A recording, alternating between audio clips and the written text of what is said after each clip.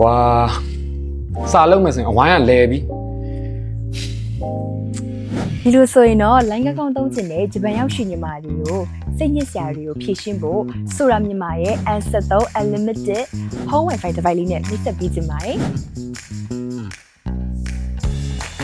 ဒါကတော့ဆိုရာမြန်မာရဲ့ N73 Home Wi-Fi device လေးပဲဖြစ်ပါတယ်ဒီ Home Wi-Fi device လေးကဆိုလို့ရှိရင် phone, laptop, tablet အားလုံးကိုချိန်နဲ့ချိတ်ဆက်နိုင်ပါတယ် internet speed နေခြင်းနဲ့အဝိုင်းလည်နေရာတွေကို line နေသွားအောင်လို့ဒီ device လေးရပဲအပြည့်အဝခံစားနိုင်မှာပဲဖြစ်ပါတယ်ရှင်ဆက်လက်လောက်ရတာလဲကူပြီးတော့ data limit ပြတ်မှာလုံးဝစိတ်ပူကြမလို့ဘူးเนาะ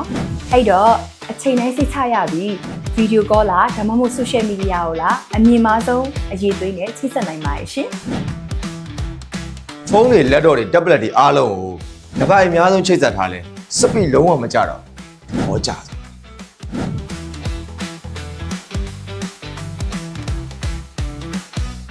အရင်တော့ဆိုရင်အဝိုင်းလည်နေရနေစာတင်လို့မရဘူးအခုတော့ဆိုရာမြန်မာရဲ့ A73 Home Wi-Fi နဲ့မှာပဲအဆင်ပြေသွားတော့တယ်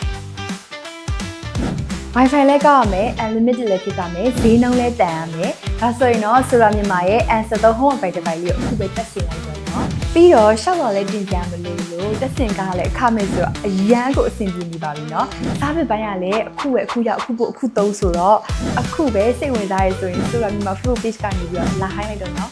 အော်ဒါနဲ့တခုရရှိသေးတယ်เนาะတက်ပစ္စည်းလေးကနည်းနည်းကြည့်ရမို့လို့အိမ်မှာပဲအိမ်ထိုင်သုံးဖို့အတွက်အကြံပေးပြသေး